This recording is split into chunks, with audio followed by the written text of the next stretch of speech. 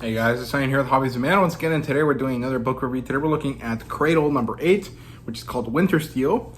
Cradle is written by Will White. It's published by Hidden Gnome Publishing, which is Will White's family publisher, basically. So he's the owner of it, and his brothers and sisters and his parents help him. And the demographic is adult. I would actually say that, initially, and actually probably throughout the whole book, you could call this a YA novel. Right? The main characters are in their 20s at the latest. And Lyndon does start as like a 17-year-old, right? Or maybe a 19-year-old, the same age as Luffy in One Piece, right? But the thing is that I just don't think teenagers are like deep enough into like self-pub book reading at the moment that they would find this story on their own, right? This has to be given to them or found by them in some way. And so this is kind of a situation that probably only adults really end up reading. Although, I might be wrong. But I don't think I've ever seen a teenager talk about this in any way, shape, or form, right? Genre-wise, it's a progression fantasy. It's a cultivation type story. It's a fantasy, and of course has a deep interest in martial arts because it's kind of like Naruto in that way, right? Where the story is a battle shonen type story where the power system is based on martial arts. And it does have an adaptation. There is going to be an animatic at some point later this year. At the very least, there is a trailer that is about 2 minutes long that really shows like the beginning of the series, right? And it actually does a great job at really getting you excited about the series. So I'll leave a link to it down below, but there should be something close enough to an animation that will publish at some point later this year. It was kickstarted or crowdfunded last year, right? Ratings wise for this book is a 5 out of 5. I think a lot of people actually don't like this book that much. At least I can't remember if it's this one or the next one that they don't like, but I thought that this one was quite good. I really did enjoy myself reading it. And at this point, I think I've read it about 3, maybe 4 times because I had thought that I had reviewed this already at the beginning of the year, and then when I sat down to review book 9, I was like, oh shit, I don't have the previous book recorded, so I forgot about it, and then I finally started reading the books again, and I started with this one, and I think at this point I have read this about 4 times, so my knowledge of this is a bit further along than this book, so I'll try to minimize spoilers as much as I can, right? Premise-wise, Lyndon is out of the tournament. He lost the fight right before becoming uncrowned. So he was the first one out of the top 16 to lose because he had to fight Yaren. And he has to help the Akuras quell the enemy at Sky's Edge while he and Yaren find a way to advance beyond the Lord status in order to succeed, right? And that's as broad as I can tell you about this book. The book is kind of split into 2 different plot lines. There's Yaren's plot line, which is still the Uncrowned tournament, and then there's Lyndon's plot line, which is not the Uncrowned tournament, right? And this is a pretty long book, but it flies by pretty fast. I mean, you can read it in a day if you really want to, and I recommend you do. It's pretty fun. So plotline wise, this opens up with a prologue. This is the death of the Sword Sage, and we finally get to learn how he died, and it's pretty interesting. Basically, he was just mistreating his body too much within the field that the Sacred Valley emits, and so he was able to be jumped by the Heaven Glory School, right? So we learned that the Sword Sage's name is actually Timaeus Adama, or Adam Timus, right? Basically. And I think Adama is his first name, with Timaeus being his family name, right? And he was at the Heaven Glory's school for 3 months, basically. He was exhausted throughout those 3 months. He was constantly being poisoned by the Heaven's Glory school. And as he went further and further into the labyrinth, he had less and less time to recover, and he was still pushing himself because he didn't think that the Heaven's Glory school would be able to do anything to him. And they, broadly speaking, would not have been able to do anything to him if he had just kept himself in check just a little bit, right? So he fights Hunger Madra constructs while he's in there. He backs out after, the 3 months, and he's annoyed at himself and at the Jades for continuously being annoying. And he drinks their poison constantly because it doesn't really do much to him at all, but it does build up over time, right? And so within the 3 months, he basically is quite tired, right? And he talks about the fact that these people are trying to kill him, or at least exhaust him enough for him to drop all of his belongings, but he won't be dropping any loot when he dies because he keeps everything within his own void space within his body, and so there's no way for them to get it, right? And then he's better than most people at developing his soul space, right? He has some ability around spatial manipulation, but it is not good enough for traveling, right? And then he goes to his guest home. He's there with Yeren. She's practicing, and he thinks about her, and he really understands the type of person she is, and he finds a lot of value in her as a person. I actually think it's nice to see that, Yeren thought of him as a father, and broadly speaking, he thought of her as his daughter, and he had to think about, what is the right lesson to teach her? What should I do to give her the best chance at survival? And he does this quite a few times throughout this, right? And he's there to help her so that she can train and develop without developing her blood shadow, because the sacred valley, like curse or whatever it's called, keeps the shadow at bay, right? And allows him to study it to some extent, right? And he has to find a way to remove it so that he can give her some freedom, right? And then he decides to also let her walk around Heaven's Glory school without hiding herself, veiling herself as much.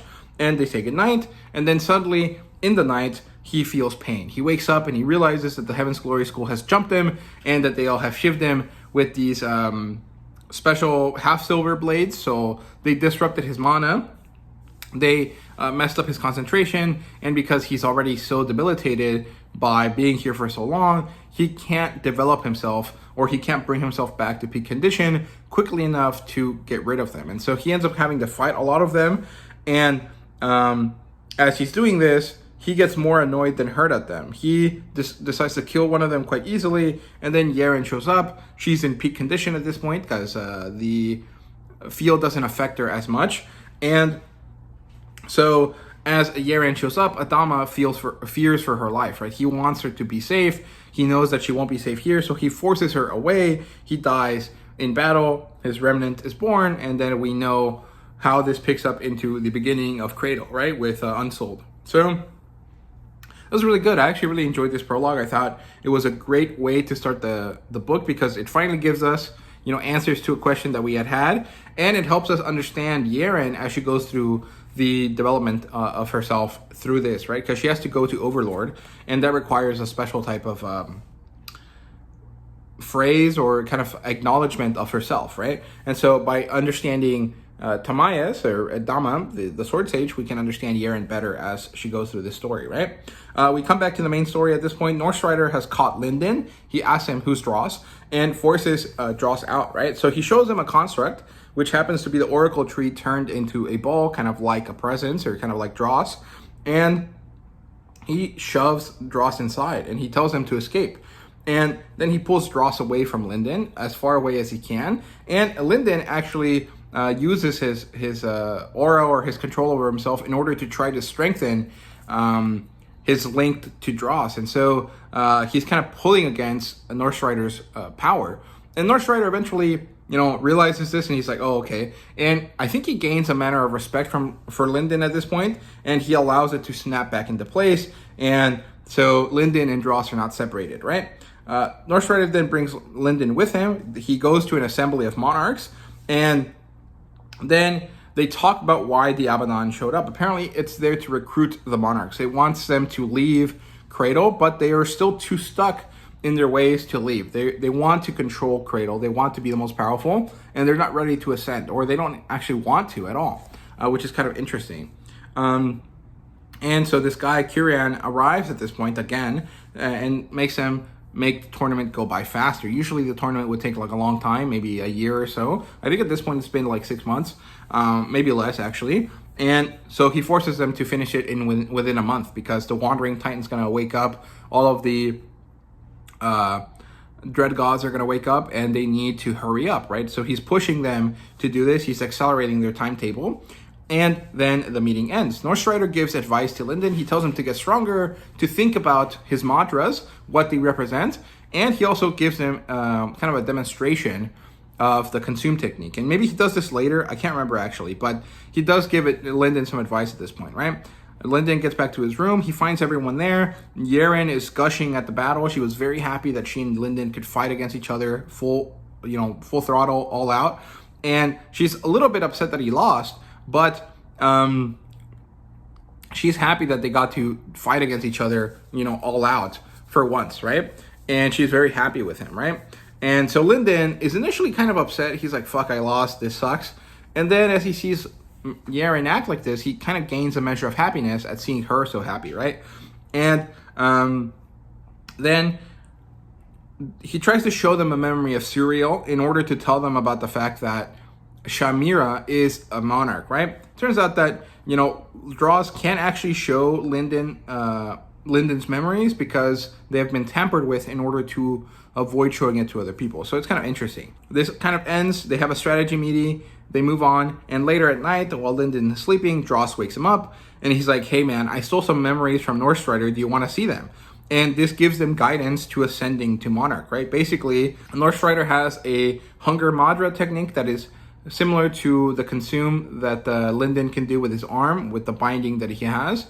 And the way to ascend to Monarch is to become both a Herald and a Sage. And a Herald is someone that has merged with the Remnant, whereas a Sage is someone that has surpassed basically physics, right? They have embodied a concept so much that they are recognized by the higher powers as embodying this aspect, right? And so they have control over nature, over the outside, whereas heralds have control over the inside, right, themselves, which is pretty cool. And so in order to be a monarch, you have to have control over yourself and control over existence, right?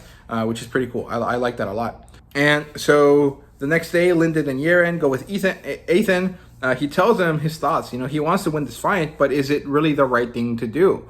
And he's kind of unclear about this. He doesn't really know, but the kids tell them, do it, win. What's the problem? Win, and we'll get to see you fight for real for the first time ever. And so he does. And he shows them the path of the Hollow King, which is his Madra path. So Ethan battles Chimera, and he hits her quite easily. He beats her very soundly. See, he uses the Hollow Armor versus her Absolute Decree. He uses the Crown of Kings, and then the Hollow Spear. And the Nine Light Mirror reflects it, and he uses his King's Mantle, which is kind of this, like a cloak of Madra, to redirect the Hollow Spear back at her, and he finishes her off with an empty palm in order to show off Linden's ability, right? And he uses all of his techniques in tandem, and he beats her very, very easily. Everyone is surprised and a little bit upset, and Chimera actually is very upset about this because she's a monarch. How did she lose to this loser underlord, right? But the thing is that Ethan is pretty special. So I really enjoyed this fight. It was the first time we've seen Ethan really let loose, and that was pretty cool. I liked that a lot. Then we see that Sephora is in a natural area surrounded by 8 treasures, and she's trying to advance to Overlord. But as she does it, she actually realizes that she's going to break her soul if she does this, so she stops. Actually, I think her grandmother or her aunt has stopped her, who is Kuros, I think is her name. What is their name? Suros, right? Xorrus. And she gets kind of upset about this, but it's for the best, right? Then the Akira family mobilizes. Pride and Fury are going to lead against Abyssal Palace at Sky's Edge. Mercy forces Linden to take Yeren out on a date before he goes to join Pride and Fury. And this is kind of fun. I actually did enjoy their date. It's not really a focus, but they had a funny interaction with a relative of Chimera who didn't understand who they were. And then suddenly it dawned on him and he was like, oh shit, never mind, I gotta leave. And he runs away. And I think it's pretty funny. Then we have some other battles here in the Uncrowned tournament. So we have Theria and Nils versus Zeal. And then we have Mercy versus Ulrok. And Mercy wins. And Seal wins his battle as well. And then Linden and Yeren finally go on their date. It's cute, but also they almost murder a bunch of Nine Cloud people. So that's pretty fun. Then the Red Moon Hall characters fight. So Yan Shomei wins against Blacksword, I think was his name. And then Sophara destroys Jovari of the Silent Servants. She wins quite easily. And then the 8 Uncrowned are given their crowns, right? So Linden and Dross discuss how to advance faster. And then they decide that they want to use Northstrider's technique, right? But how do they do this? And then Northstrider calls them and he shows them how to do it, which is pretty cool. I think I mentioned this earlier, that it's not the case. Earlier, the first time that they interact with him, he tells them to get stronger, to think about their Madra, right? And then this time he shows them how to use the consume technique, but Linden doesn't have the right tools in his arsenal yet to use it. So this kind of sets Linden on this path to realize how to use the consume technique with his own tools, right? And then he continues to probe Dross, and when Dross succeeds, Northstrider gives Linden that look at his absorption technique, and then he goes and tells them to go learn this technique and to grow from it, right? And then we get a kind of an interlude here. We get Emrys Silentborn, her remnant monarch story. She was a tree, a Menlaw tree, I think is what it was called. She becomes a woman. She's assassinated, and then her remnant comes back and forms itself into a person again. And then she has silent control over the world because she creates dream tablets. She has an interconnected web across the world of information, and she's using technology and kind of globalism to an extent in order to try to create peace on the world.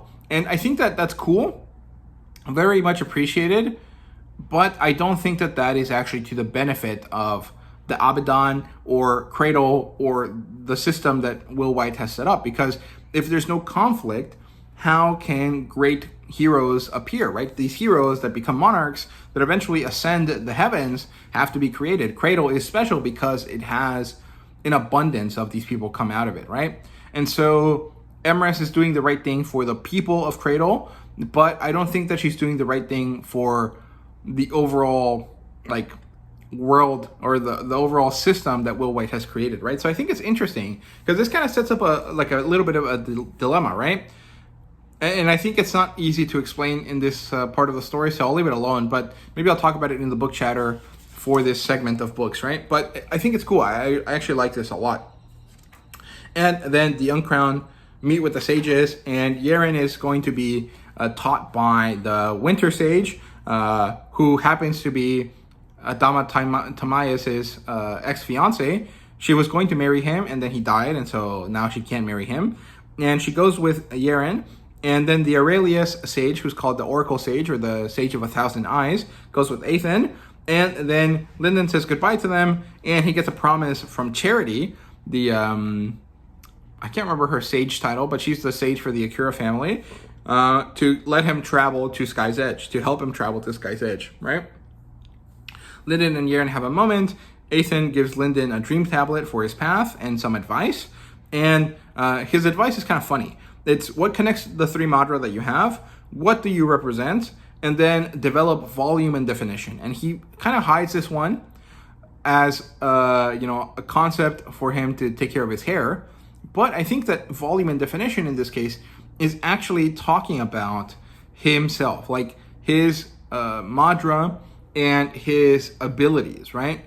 Linden needs to define his abilities, and he needs to develop the volume of his Madra, the channels and his Madra control, right? I think that's what this means, but it's kind of unclear because it's very nebulous. And maybe it's one of those things where Ethan is just saying random shit to throw people off, and it's working on me. I don't know. I'm pretty sure that his comment about Linden's hair needing volume and definition is not really about his hair. It's about his path, right? So I don't know. So Ethan and the Sage show up at the Aurelius bunkers, and he advances to Overlord basically immediately. And then Regan Shen calls Ethan, and he pays him off. He bribes him to throw the match. And Ethan uses this opportunity to get a shit ton of stuff out of Regan Shen. So he gets a Soul Forge, which is a special place to do soul smithing. He gets the Thunder Fairy, which is Regan Shen's sage, I think. He gets help from one of the Dragon Sages to fix the Aurelius land because he has abilities with plant life. And he also gets free clothes. he gets a void key for his ship, and he gets a lot of other stuff. And he kind of gets this basically all for free because throwing the match is not a big deal for him. He doesn't really care about the Uncrowned tournament. So that's good for him. Mercy and Charity are in the cavern. They train her 5th page, which allows her to access Overlord powers. And it's basically a fear is the mind killer moment. She has to overcome it, and she kind of does, but not quite. And it's quite powerful. I actually really enjoy the scene quite a lot. Then Yeren and the Winter Sage go to her sect, the Winter Sect, I guess. I don't know what it's called. And they have a moment with a cute bunny where the Winter Sage is holding it and trying to let it heal. And then as Yeren finally finds some measure of respect for her, the Winter Sage is like, do you want to hold the bunny? And Yeren is like, yes, but I lost all respect for you. And I thought that was pretty funny as well. And then the Sage turns out to be kind of annoying, and she's quite angry at the Blood Shadow existing because Adama did not want it to exist. He wanted to remove it from Yeren. And she finds that Yeren kind of creating it and nurturing it in some way, although she's kind of afraid of it herself, is going against his memory, which is kind of true, but also, like, who cares? Like, it doesn't make sense to give that much of a shit. I think she just hates it because the Dread God cults are basically just assumed to be bad, right?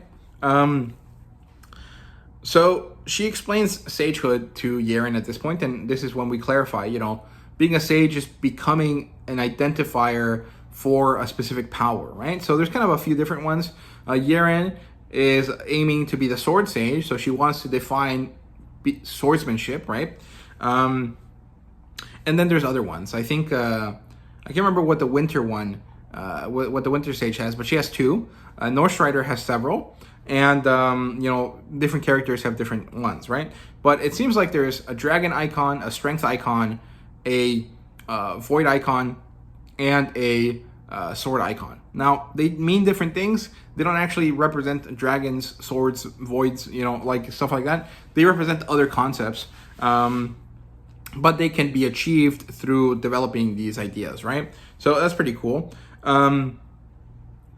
And then we see Linden is at Sky's Edge, and he goes hunting. He starts to try to consume things in order to develop his techniques, and he gets pure Madra information. He learns about these different aspects of pure Madra, the fluidity aspect, the cleansing aspect, and a few other ones, I think, and he tries to incorporate those into himself. He also works on his armor, and he has to find a way to use emptiness as a concept in the Heart of the Twin Stars in order to create this filter for himself. So he has to create a suction to use his consume technique, and then he has to filter all of the stuff that he consumes in order to let it go where it needs to go, right? And he doesn't know how to do this yet, but he develops it over time, right? He adds Little Blue's power, and that helps it work, but it seems like it's dangerous to Little Blue, and so he doesn't want to use it, right?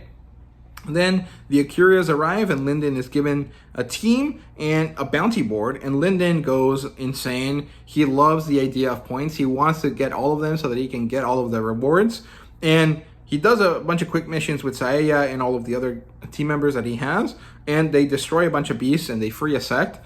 And then we have another report here. We have an interlude. We get Tiberian Aurelius's story. He's the Storm King. He had the Path of Raging Skies, basically 3 Madra in 1, and he died sort of because of Athen.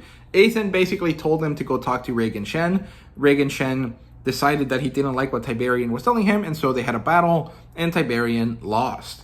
And then we come back to the main story. Yeren has to fight remnants that have gone wild. The Red Moon Hall shows up. The Sage tries to get Yeren to go with him in order to develop her abilities. He tells her, if you and your Blood Shadow work together, you could become a monarch in a way that is completely new, right? And this is what he had attempted to do, but his Blood Shadow rebelled, and it became a herald on its own right. And so now he and the Blood Shadow can never come back together, especially now that they have individual personalities, right? The thing is that Yeren doesn't have a separate personality from her Blood Shadow. Her Blood Shadow is just a less guarded version of Yeren, right? Maybe it's what Yeren would have been if she didn't have to deal with the Blood Phoenix attacking her town when she was a child. And so they're not different. They're actually quite similar. And so maybe there is a possibility for her to be able to do this, right? And Then she says no to the Blood Sage, and she moves on. Lyndon's team escorts civilians. Then he helps out with a thief. Grace had points stolen from her, and he catches the thief and then gets the thief to steal for him, which I think is pretty funny. I wonder if this character is going to come back later. I don't think so. And then later he's letting some laborers work. He's protecting them while they do stuff. And suddenly Abyssal Palace shows up, right? And so he has to escort them out, and then gets ambushed by Daiji and Meira, the Seishin Kingdom people, right? And he activates his hollow domain for the first time. Wow, it kicks Daiji's ass, and then he lets him live. Pride tells him that it's better to have your enemies be in your debt than dead. And Lyndon says, yeah, maybe, but this one's not going to stop, right? Then we come back to Yeren, who wakes up. She sees her blood shadows out of her stomach, and it's actually cuddling the little bunny. And this is when we get to see that the blood shadow maybe is not that different from Yeren. It is developing itself, though, and this is kind of concerning for Yeren, right? Then we come back to Lyndon, who's harassing Abyssal Palace using guerrilla tactics. And then he uses one of these people that he's been harassing to try out his consume technique. He steals their memories as part of his consume technique, and this is actually quite bad. It actually hurts him a little bit. Like he feels bad about taking their memories to an extent, because most of the memories are tinged with fear at what Lyndon is doing to them, right? And the backlash that he gets out of it is rough but manageable, and he's slowly developing this, right? Later, we see Grace, who is one of the Akira members, have a moment with Lyndon, which kind of sets up this interest that she might have in him as a person. And then days later, they finally buy the diamond veins, right? Pride holds on to them because he knows Lyndon wants to use them. And then Lyndon and Pride are together. They're fighting Abyssal Palace, and then it's a strong opponent that they meet. And Pride is almost killed. Lyndon uses a gate stone to remove Pride from the area, and then he dons his armor that he was working on. It's really, really cool. It's a very awesome, Iron Man type moment. But the thing is that the armor is too fragile and too costly, and it's not really that useful. But it was pretty good for this instance, right? Pride shows up later, and he's like, dude, I'm fine. This sort of stuff cannot kill me. And he berates Lyndon for taking care of him. And Lyndon gets a bit upset about this. He's like, dude, I saved your life. Like, why are you such an asshole, right? But it is what it is. Charity arrives at this point, and she takes Lyndon back to the Uncrowned tournament so he can see the battles. And North Strider summons him. They talk about what Lyndon has been doing, and he's basically shown that he's, on the right path. Then we have another interlude here. We get the 8-man empire story, the Eightfold Spear. There's 4 sages, 4 heralds, and they together make up 1 monarch. And apparently, their ability comes from the fact that they wear these special armors that the original set of the 8-man empire was able to create, but never again. It's not been replicated. And the thing is that people consider the fact that this has happened to mean that Abaddon showed up to try to get them to make it work. And without the Abaddon intervention, it's impossible to make it happen, right? Because the people in this world don't have the knowledge of the system in order to make it happen, right? And that's pretty cool. The thing is that this is really showing a lot of different paths or styles at which you can achieve Monarch. And it's kind of setting us up for something, but it's kind of unclear what. Although, it kind of does clear up a little bit. You're really trying to develop the fact that sages and heralds are a thing, and that Monarch is the ultimate pinnacle of both, right? And, by the end of the book, we have a sage and a herald, right? In terms of the main storyline, we come back, we have Yeren and Mercy watching Ethan versus Yan Shomei, and it's pretty funny because Ethan does not give a shit. He shows up, he uses a bunch of constructs to show off, and then he loses immediately to her, making it clear that someone bought him off, and that he's, kind of shaming Yan Shomei and by definition Reagan Shen for doing this, right? Then Seal fights Brother Aiken, and Seal beats him in the first round, but he gets beaten in the second round because he basically loses out because his soul is destroyed, right? He can't actually use his abilities to the fullest, and so he gets beaten because his abilities failed him in the last moment. And he's kind of sad about this, but Ethan shows up and he's like, I'll offer you the Storm Baptism, which will fix you in exchange for 1 year of service. And this is basically tying Zeal into the team, which is pretty good. I like that. Then we have Mercy versus Sephora, and Sephora beats her quite easily. Although it's pretty tense because you can see it going either way. And then eventually Sephora beats her quite handedly, right? And then Lyndon shows up to be a buddy to Mercy because he understands where Mercy's coming from. He understands the difficulty of this, right? Then we have Kaylin, which is a Stormcaller versus Yeren. She kind of owns him quite easily with her Blood Shadow. And then after the fight, the Winter Sage and the Akura Sage argue about the Blood Shadow. Like, what is the right move here? And they can't really agree. So the top 4 have been selected. They have 2 weeks off in order to practice and develop themselves a little bit. And then they will be back to fight. And so Lyndon goes back to Sky's Edge. Mercy is chastised by her malice in front of the whole family. And when they make it to Sky's Edge, Fury is fighting Soros, Xorrus. And as they finish up, strength is needed. So Lyndon bonds with Blue in order to finally develop his hollow domain properly, and so that he can use his consume technique, more properly than he has so far. And from this, he gets victory. And actually, Blue feels victory as well because now Lyndon has been carrying her this whole time, and now she can help carry Lyndon, which I think is quite cute. I really like this.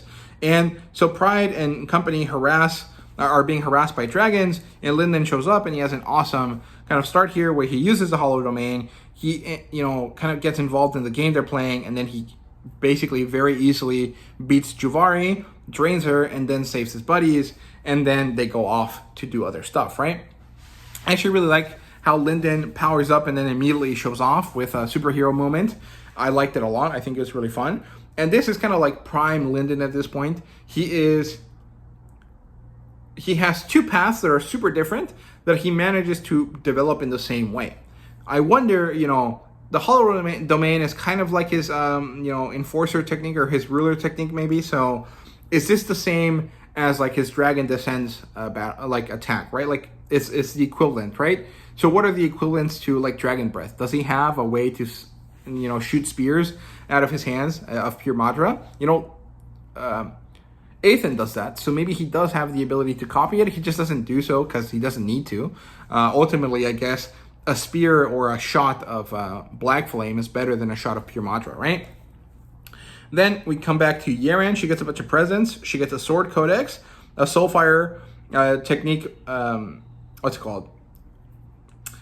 Dream Tablet, a Mind Device, a Madra Engine, which is actually kind of horrifying because it's made with the souls of children, and a Heart Piercer Fruit, which it gives her basically life and blood essence, and it basically heals all of her problems that she had from Mira, right? And then she gets a Time Dilation Space and a Heart Gem, which is the kind of highest quality natural treasure for Blood Aura. And so she uses this to level up, right? So Farah gets her gifts as well, and one of them is actually just a statue of her sister made by Charity, and this makes her really, really angry, right? Then we come back to the Sky's Edge storyline. We have Daji go crazy, and he finds Lyndon alone, and he attacks him, and Mira manages to stop him right in time before Lyndon killed him.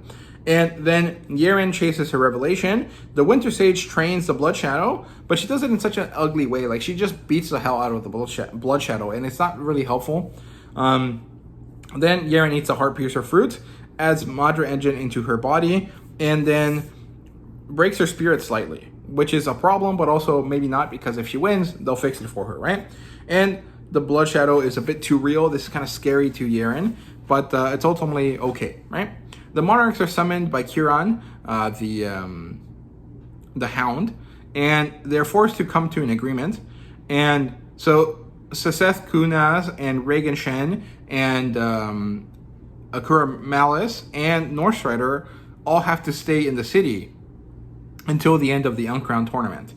Yeren and company are concerned about this because they don't know that Malice has something hidden up her sleeve, right? Yeren fights Yan Shomei for the start of the 5th round. Crusher is explained to us. It's basically a sacred beast created out of a Blood Shadow. and it's very, very strong. It like embodies strength. Basically, it's almost a herald, or actually it's almost like a sage that embodies the strength icon. And Yeren is actually also very strong, so she battles it quite easily. Then Yao Shomei wins the first round, and then Yeren names her Blood Shadow. She calls her Ruby. They have a new strategy. They win the second round, and then they manage to get a win for the third round as well. And so she advances. Then they talk to Malice. Sephora destroys Brother Aiken quite easily. Then Yeren gets the Moonlight Bridge as her reward for the fourth round, and Sephora gets a totem of Seseth Kunaz, and Ruby teleports to Linden to spend a few days with him. Linden finally develops his consume technique well enough. He consumes a black dragon, he meditates, and he finds out the concept behind his Madra. He is a whirlpool. He is something that pushes things in. He is like a black hole, basically. Although he hasn't really perfected the phrase necessary to get to that level. So he's slowly working on that, right? And then he gets distracted by Ruby. Then he gives, she gives him a hint about this. He's always hungry, and she is always hungry too. And so that hunger is a defining feature of Linden, right? Then they go to Fury to see if Linden can consume the Titan. And after Fury tests Linden's willpower, he allows him to do so, right? And when they do this, Linden immediately gets knocked out just by the sheer power of the Titan. The will of the Titan is crazy, right? And home ends up being Sacred Valley. And so he's going to go destroy Linden's house, Linden's home. And when he wakes up, he can't run home. Ruby has to leave.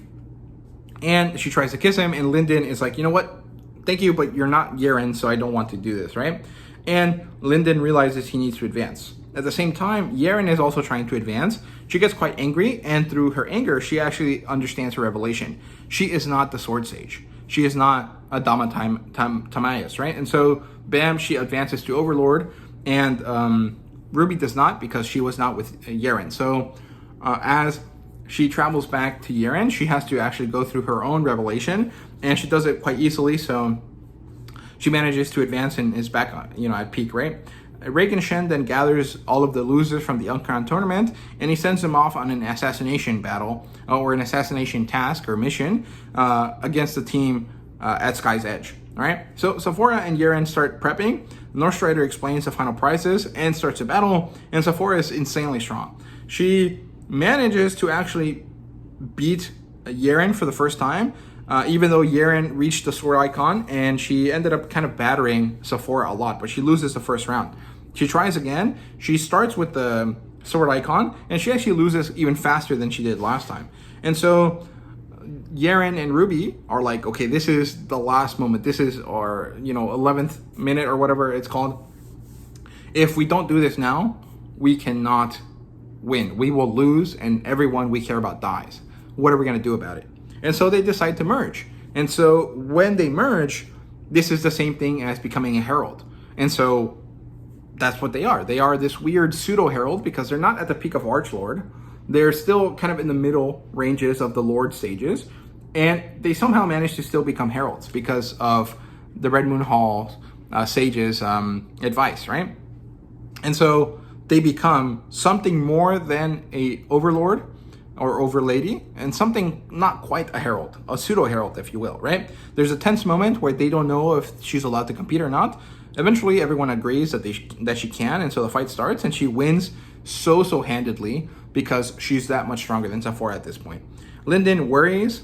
Fury gets excited when he hears this. They start doing the evacuation prep, and then Fury announces to the world, I'm not trapped here with you, you're trapped here with me. He ascends to Monarch very easily, and then as he's about to start fighting, we get a report here. We see that Akura Malice does not have the Path of the 7 Pages. She created it after she became Monarch because she was unsatisfied with her development. And she was from a wild clan. She's basically like an Oda Nobunaga type character, or maybe something like a Genghis Khan type character. And she developed strength. She believes that the family is safe when the enemy is dead, and this is all we really learn about her from this. We come back to the main story. The monarchs meet. They start fighting immediately. The Blood Sage grabs Sephora for the assassination mission, and then everyone gets transported to Sky's Edge. Fury battles the heralds and the sages, and he's holding them off. And then Linden sees the Akuras are attacked, and so he goes to try to save them. The assassin team appears. Lyndon and Ethan chase after them. Ethan battles a blood sage. Lyndon sees a bump in the air, and when he forces it to open, he develops himself a little bit into a sage. And then he rushes it up the stairs. He sees that Courage is dead. He sees that Saya is hurt really badly.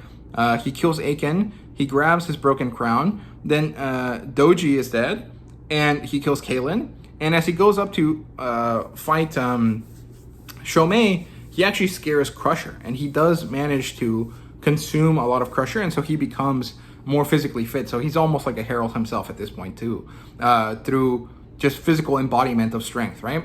And or actually, I guess it would be like a sage at this point as well, right? And then he sees that Grace has been killed. Pride is mangled and he's about to die, and he gets Little Blue to heal him. And then Mercy goes to Pride as Lyndon decides to go battle Sephora. He manifests an icon at this moment. As he was battling Sephora, he realized what he was. He is an embodiment of the void, of endless hunger, of consumption, right? And so Lyndon becomes the Void Sage at this point. Yeren kills Seseth Kunaz with the penance arrow, and it's very unceremonious, but it fits very well for the concept of the story, which is that these monarchs are a danger to the world. And so killing him and kind of making it seem like it's nothing is actually quite good. Pretty awesome ending there. Lyndon and Ethan talk. He gets given an empty badge of Wintersteel, which is where the name of the book comes from. And so he is now the sage of the Void Sage, right? And then at Sacred Valley, we see that Orthos has found Jay Long and Jay Shen, and they team up to fight against the Heaven's Glory School, I think, because they have Kelsa's mom, or Lyndon's mom, right? Trapped and using her as a soulsmith. Then the team gets all of their prizes, and Yeren and Lyndon kiss, and the book ends on their kiss, and it was pretty good. I actually really like this. I think this is like the great ending to like a movie, and I really enjoyed this book. I thought it was great. In terms of characters here, we get Lyndon. He comes to a sage. He sees that Ethan has become an archlord. Yeren has become a herald of sorts. Fury advances to monarch, and then so many characters have died, right? I mean, Kaylin, Brother Aiken, Doji, Courage, Grace, Saya is deeply hurt, Pride is deeply hurt. A lot of characters that are not that important in the grand scheme of things, but that had been with us for a while have died at this point, right? And that's pretty sad. And we get just a touch of extra romance here for Lyndon and Yeren, which is quite nice. And we have Malice and Yeren interacting, and this was a pretty fun interaction because Yeren just does not care that this lady is a monarch. And Malice kind of finds that interesting, but also kind of disrespectful. And she doesn't know if she should kill her or not because Yeren is the person that saved her, right? And I think it's pretty fun. In terms of world building, sages become representations of a symbol of something through willpower, and their willpower excels at everything, right? It exceeds everything else. Where heralds combine with their remnants and become symbols, or actually become physical manifestations of the spirit, right? And so you can kind of think of sages as people that control the outside and heralds as people that control the inside. And if you become both, you become a monarch, right? And so the balance of power is kept by factions by only having one of each type, right? They only have one monarch, they only have one herald, and they only have one sage at any given moment. Or if they have more than one, they have to allow other teams or other countries or other powers to also have them as well. And then the Titan and the other dread gods seek home, and it turns out that home is the Sacred Valley. So that's kind of scary, right? In terms of artwork, there's no artwork in this book, mostly because I think that the collector editions have not been given out yet. And so the artwork that's usually commissioned for them has not been incorporated into this version of the book that I own. So at some point they will, but not yet. And then ratings wise, like I said, a 5 out of 5. It was so good. I really, really enjoyed this, especially the ending there when Lyndon shows off his abilities now as a sage. He becomes something insanely powerful. Yeren does as well. Ethan is kind of falling behind, but maybe it's not really that important because he's still at the same level as them. He just doesn't have the special distinction that they do, right? And the death of Seseth Kunaz was pretty cool. And then Fury advancing to Monarch was also really awesome. So overall, very hype. A lot of aura farming here, and I thought it was pretty fun. So I really, really liked it. Otherwise, there really isn't too much else to say. So let me know what you guys think about this book. Thank you guys so much for watching, and see you guys later.